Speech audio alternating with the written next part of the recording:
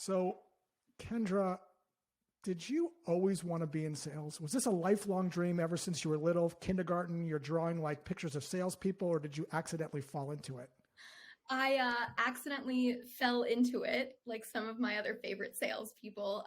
No, I was going to be a large animal veterinarian specialized in dairy cows. How That's does one go from a veterinarian specializing in dairy cows into sales? It seems like they're not related at all. yeah.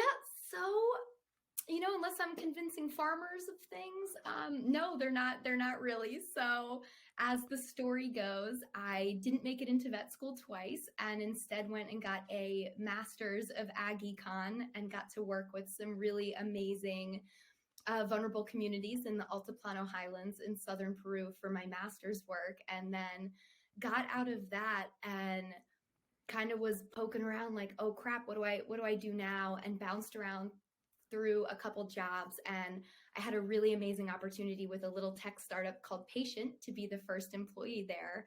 And I kind of got pushed into sales because somebody needed to do sales. So great, I'll do it. But if I look back to my childhood, I was selling 4-H cookies, fundraising since I was 7. Any person that needed a champion or organization that needed a fundraiser, I was there. Now, sales has such a bad reputation. You know, you think of sales, you're like, used car salesperson, it's salesy, manipulative, and gross. Was that your experience, or was that your expectation? Were you thinking that when you went into it, or were you thinking something different? I was thinking something different because my mom was in sales and I watched how my mom did sales, and what that really looked like was listening and then sharing a solution or thoughts or just being with that person in the moment whenever they were expressing what the issue really was. And now, of course, there were the times of the like negotiation with the manager at the grocery store that we were all cringing like, oh, please don't do it. Stop. But she Chris Vossed it and would get those coupons taken care of past expiration. But sales to me was never sales in the skeezy sense of it. Sales for me has always been the opportunity to help. What was it about your mom that made her such a good listener? It seems like she was really someone you admired in that way. When you talk to my mom, you are the only one in the entire world.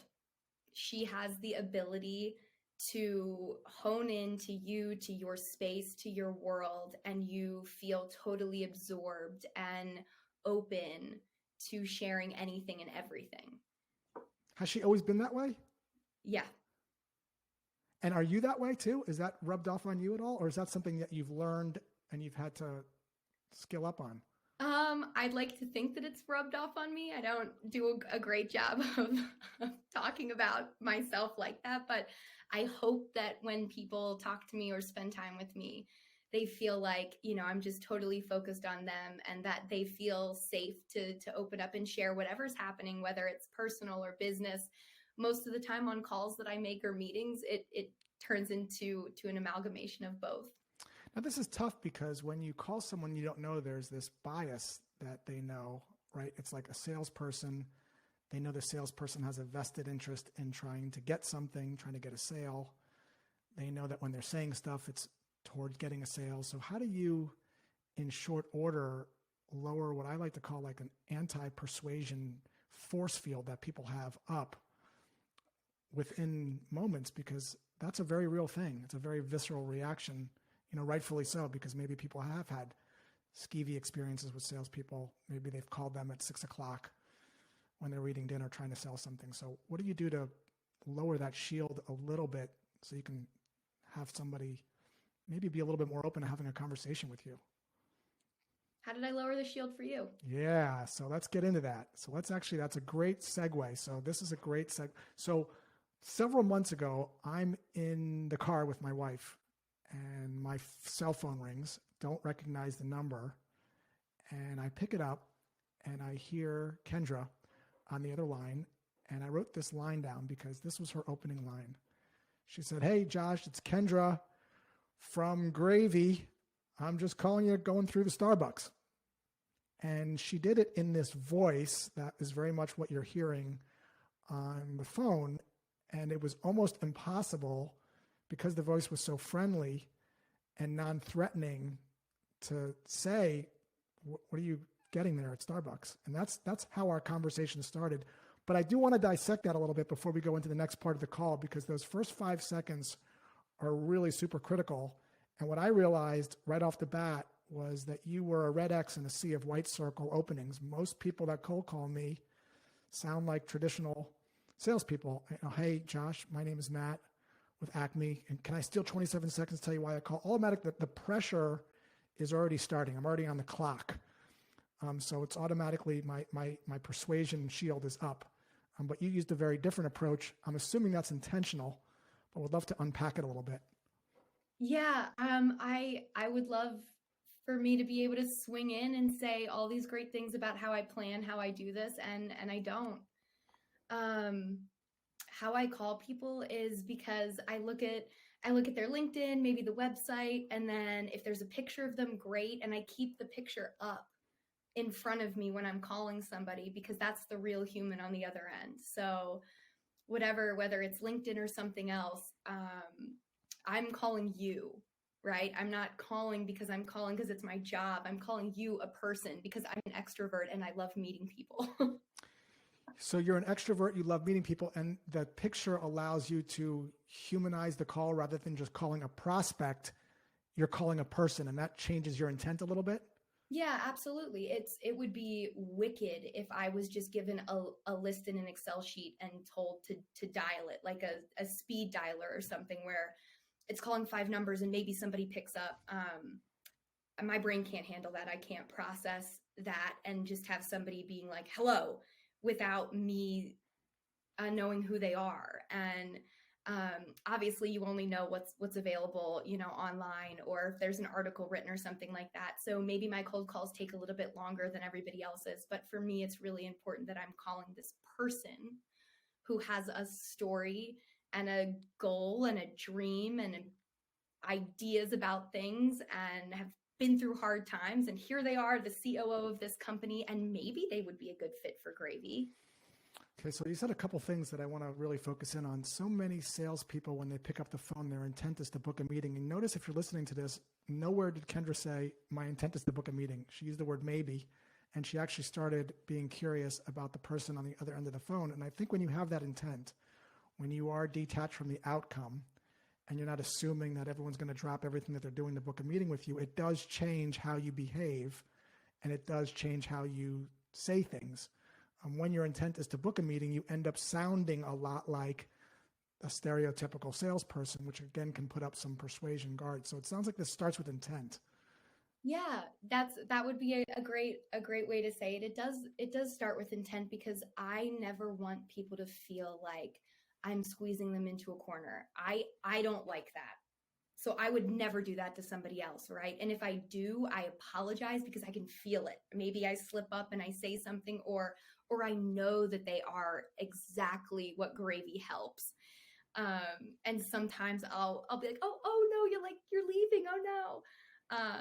But it begins with intent. And my intent on the call is to be curious and to find out if this truly is a problem for them. And in the case of you, Josh, if you even know that it exists in the world of what you do. Yeah, we're going to get into this as we get deeper into the script, but something else that you said that I think is really something people should pay attention to. I call this red lights, yellow lights, and green lights. So when you're sensing someone is pushing back, or they're feeling sold, or there's this feeling like they're getting angry, I like to picture like a red light in my head. And therefore, what I don't want to do is try to overcome that and pitch. What Kendra is saying, and I 100% agree, is I'm at a red light here. I gotta back up. I gotta say, like, I'm sorry. Sounds like I came across the wrong way. My intent certainly isn't to get you to move forward or persuade or get you to switch in any way. It sounds like I'm being really too aggressive. And what you'll find when you do that in an authentic way, not as a tactic to get something, is most of the time people will rescue you a little bit. And the story I always tell, Sheryl Crow, she did a concert in Tampa, Florida a while back, and she forgot the lyrics to one of her famous songs. I can't even remember the song now, but she basically said, man, I can't believe I forgot the lyrics to this song. I'm getting, oh, this is what happens. And people helped her out and cheered her on, because when you're vulnerable, it humanizes you. So I really love that. And again, this is is this kind of how you're wired? This sounds like it is how you're wired. Yeah, it is. And one of the things that I apologize for the most is getting too excited. And I do that. I have to do that on my cold calls. I do it when I'm in a disco sometimes, and I have to go, I am so sorry. I got way too excited about that, because I know that my big energy can be really overwhelming, and it's something that I work on. So it does go back to intent, that I have fumbled through some really terrible cold calls because the person on the other end knows that I am genuinely giving this a shot. And it gives you a lot of grace. It provides opportunities for you to mess up and make mistakes and apologize and still keep somebody on the phone while you're still trying to ask them questions. When you show up and can be real with them and say, oh my gosh, I screwed that up. I am so sorry. Yeah. I mean, yeah. Voss calls us an accusation audit. Something else I noticed about your call, and even now, so many people sound like they put on this sales voice when they pick up the phone. They don't sound like that when you talk to them off of the call, because I've spoken to salespeople that have cold called me, and then we've had conversations afterwards, and they sound just like a normal person that you would maybe have a chat with over coffee. But why do you think that happens when people pick up a phone, that they put on this like sales voice, like, hey, this is Josh with Acme, and they don't sound like their normal person, whatever that means for them. They sound a little more salesy. What do you think's going on there? Because you sound like you do, like, normally. I think it's there. It's just instincts, right? I fall into that too. I do that also, and I have to catch myself. I think it's nerves as well, right? There are not that many people out there who thoroughly enjoy just calling random people all day long. And so that's a protective mechanism of the person, that if maybe they just sound a little different, it's not them. So that also is a layer of protection that people put up, that when they get rejected, it's not them.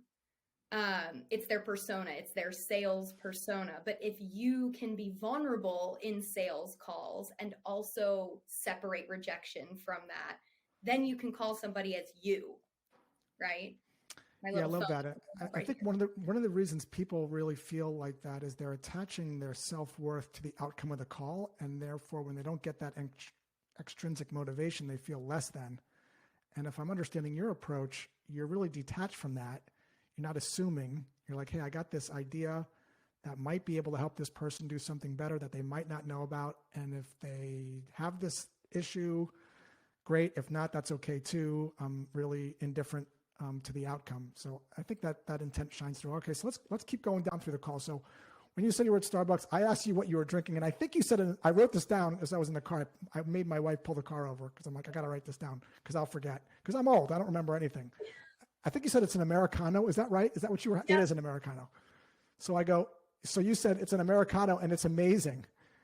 Something like that. And I was like, this is such a different cold call. I'm like, that sounds delicious. And then I think at some point I said, what can I do for you? And this is where the call got really interesting. You gave this one sentence, and I'm going to read it for you because I thought it was really fantastic. And you asked a question at the end of it to pass the potato back. One of the mistakes, shouldn't say it's a mistake. One of the things that it's hard on a cold call is when you're talking too much at someone. When you're talking at them, the brain sort of turns off and they feel like they're being sold. But the idea here is to turn it into a conversation.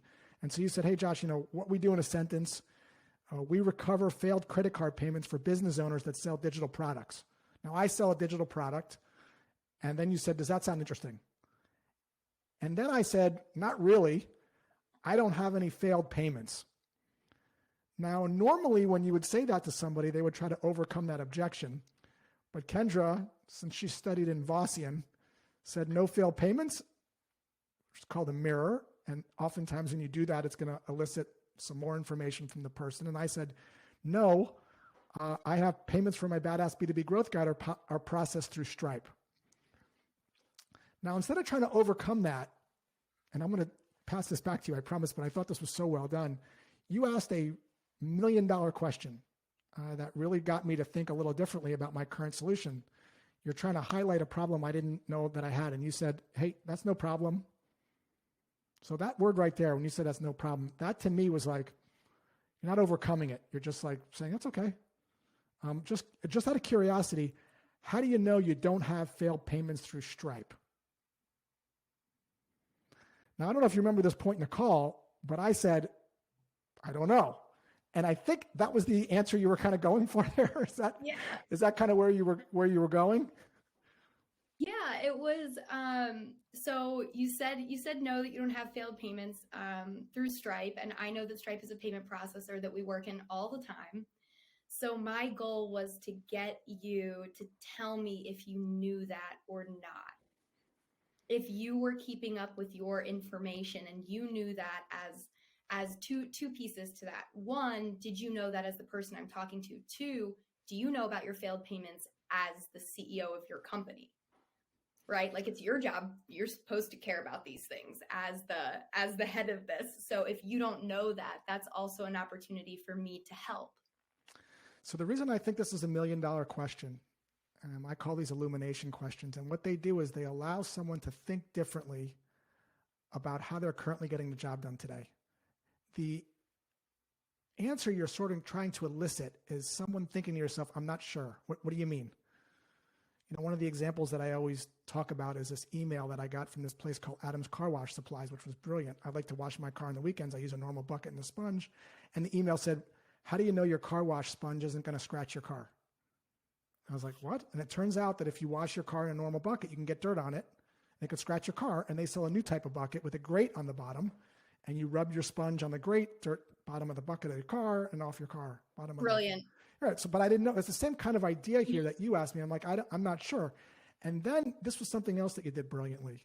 Instead of you assuming that I knew or didn't know, and then pitching, because oftentimes when you pitch and you try to persuade, people put up the anti-persuasion shield because they know you have a vested interest. So what you did is you tried to get me to come to my own conclusions. You're sort of passing the ball back to me and seeing if I have any motivations for my own. And you said something to the effect of this. Hey, Josh, I don't know either. But if you'd like, I can send you instructions on how to check in Stripe, which I don't think I've ever even logged into Stripe. I had someone else set it up. And then if you have failed payments, we can talk again. How does that sound? So a couple things there. When I said I'm not sure, instead of Kendra saying, well, I am, which would again raise my alert, she's leaning back and saying, well, I'm not either. I don't know. I haven't logged into your Stripe. I'm probably not allowed in there. But if you'd like, I'll send you some information. You could check exactly how to do it. And if you have some failed payments, we could talk again. How does that sound? And I said, that sounds great, because she's not giving me anything to push back on. There's no reason that she's not selling me on a meeting. She's not selling me on a product. She's seeing if there's a problem that I can see for myself that would warrant. And this is what was so powerful about this call relative to every other call I've ever gotten, which is why I wanted to have you on this podcast, is because I felt like you were guiding me, not persuading me, and you were helping me discover my own reasons why I might want to switch rather than you giving me yours. Is this all part of your mastermind? Is this me just dissecting this like I dissect Beatles songs? Hey, Paul McCartney, how did you write Strawberry Fields? Did you do this? No, dude, I was just smoking weed. I just wrote it. Like, is this something that you're consciously doing, or am I reading too deep into this? If I could say that this is like a Brian Wilson's Pet Sounds, that would be great, but it's not. It's not. This is no, I appreciate this, Josh, and I'm learning from this too, right? Because sometimes we know that we do things, but we don't know what the impact is. We know that we do something, but we don't know what to call it, or we don't know if it really is impactful, right? I have reached out and talked to 10, 20, 30 people. Hey, can you practice cold calls with me? Can you practice with me? And everybody does it differently. Everybody does it in a different way. And what you got from me was my default. Was not me trying somebody else's way to cold call, wasn't me looking at a script. What you got was my default. And it's exciting to know that my heart came through in that, which is, can I help? Yeah, it certainly did. And again, I think the uniqueness of this was that I was the one leaning forward and asking and talking and having a conversation. And I was coming to these conclusions on myself rather than you explaining and persuading and pitching. So then you sent me, right after we got the call, the instructions. This is something else that's rare. Believe it or not, as crazy as this sounds, people actually doing what they say they're going to do. So that I'm gonna stop you right there. That's actually a value at Gravy. Doing what we say we'll do is a value at Gravy. What do you mean? This is something that you're taught? Yeah, it's not necessarily that we're taught, but it is a value at Gravy. And what that means is they also share what we say we'll do means, and also what it doesn't mean, so that we can align ourselves with values. And the majority of the time, like, we already hold these values, right? Like, do what we say we'll do as part of the integrity of me.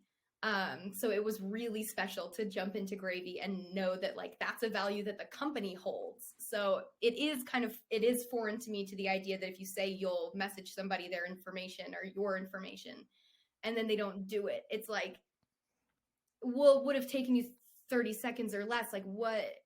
You just lost that relationship. Why do you think that's so damaging?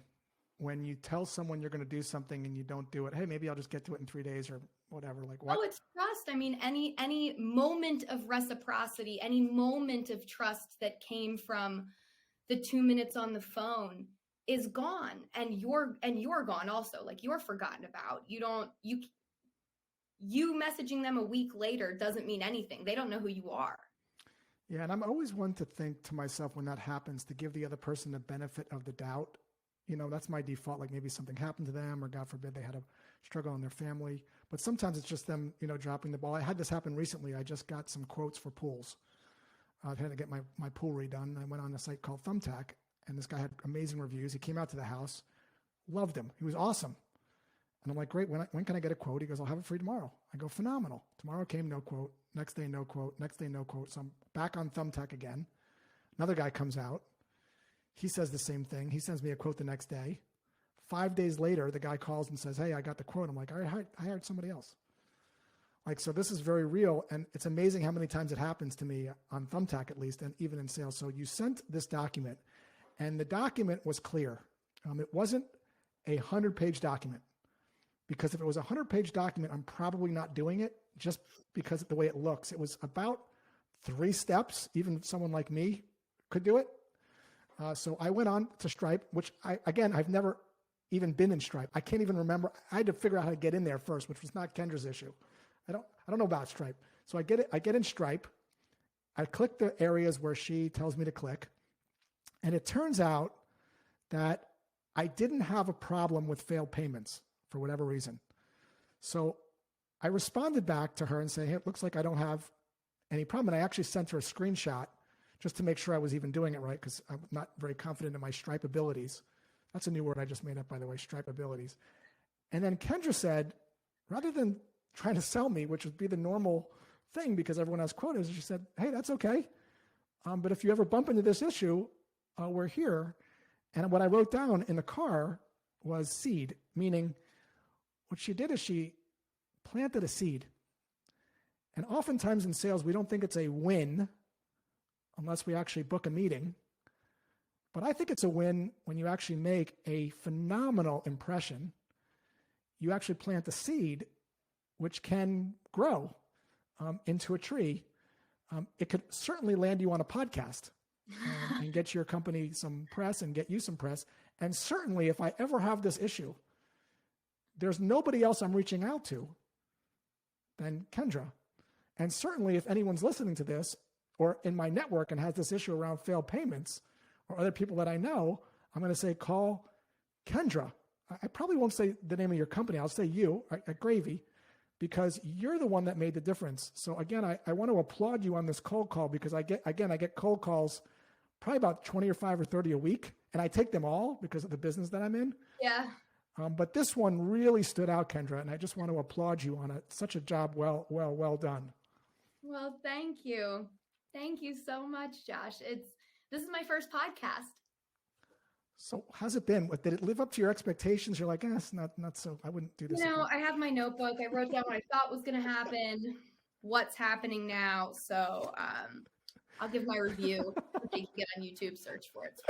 So Kendra, a couple things before we talk. If someone wants to get better at this, so new salesperson just coming into the profession and they want to get better at this, what types of things should they be doing to level up? Yeah, in my brand new sales kid myself opinion, it's getting the marbles out before you do it. You know that your first 10 can very easily just be crap, and that's okay. And it's also okay to be transparent with that. Like, these people that you are calling are people. So remind yourself of that. And that's the other reason why I put the picture up, because they're a person too. Like, they might be the CEO of a company that's making billions of dollars of revenue that you're calling. He's still a person. She is still a person. And so the ways to level up are just to practice. And that sounds cliche perhaps, but that's what you do. You just practice, and then you begin to find your flow. Reach out to coworkers. I've cold called my manager in the middle of the day, like, checked his calendar. Okay, I'm going to do it. Cold call relatives who share the same positions that you're calling. Everybody has somebody in their family that you can pick up and cold call. It is hilarious to cold call relatives. It's also great practice because how do you cold call a relative? What do you what do you mean cold call a relative? Go through your phone, find your aunt, find your cousin, find your uncle, call them. But don't they already know you? Are these estranged relatives? Like, this is a like, no, they do know you, but you're cold calling on behalf of your company. Like, you're pitching your relatives. That's the trick, because those moments lighten you up too, right? Like, having conversations before you cold call, whether with a teammate or a relative or something else, and practicing first. Then when you start to do it, it's fine. The other thing that, I don't know if it's a level up, but it's definitely been a hack that has tremendously helped me, is I have a cold calling buddy. His name is Michael DePaulins. He's my best friend in the whole world, from a coworker perspective, and probably in real life now too. But we get on Zoom together, and he goes on mute, and I make the call on speakerphone, and then we switch and just go back and forth. And again, maybe it takes a little bit longer, but then you can get real-time feedback from your person who's listening. And then also, if somebody is an ass, you can laugh about it together, and then they're going to go do the same thing. So that is life-changing to have a cold calling partner. Do you always have this energy? Like, one of the things that I noticed about you on LinkedIn when I was looking through your feed is you've got this real positive, energetic mindset. Have you always been wired that way? Yep. How much does that play into it? Because mindset is really important in sales and in call, and you have got this real positive mental attitude. It's cultivated through tragedy, as it is, I think, for most people. And when you go through difficult times, you have the opportunity to break down old habits and replace them with new ones and build new foundations. And one of the things that's come out of really difficult times for me is this deep, deep belief that the universe works for the good of all things at all times. And so whatever is happening right now, whether you deem it bad, horrible, or otherwise, it will eventually yield itself into something good. And that removes a tremendous amount of anxiety and darkness or fear about things. If I sit in whatever's happening and say, you know what, eventually there's going to be a little bit of sunshine here, and I'm going to take this as a lesson and write it down and learn from it, and we're going to keep going. And that's all that we can do. That is so wise. I mean, I think the older that I get, I realize that everything's going to be okay. Like, when I was younger, I thought I'd have a bad week or a bad quarter in sales and it would be the end of the world, but I still was able to eat a California roll. Like, I still had soup. Everything was good. I still was able to watch Netflix. Like, there's going to be these ups and downs, but everything's going to be okay in the end. And it may seem like it's tragic and it's going to be the worst and it's never going to be better, but it always picks up. I love that, Kendra. That's so insightful. You have been absolutely phenomenal on your first podcast. I hope it was a good experience. If people want to learn a little bit more about you or connect with you, what's the best way to do that? Yeah, if they connect with me on LinkedIn and send over a little message, I'd be happy to chat with anyone and hear their stories. And I'm looking forward to it. Thank you, Kendra, for dropping so many knowledge bombs today. Oh my goodness, I don't know about that. Thank you for having me. It's been wonderful. All right.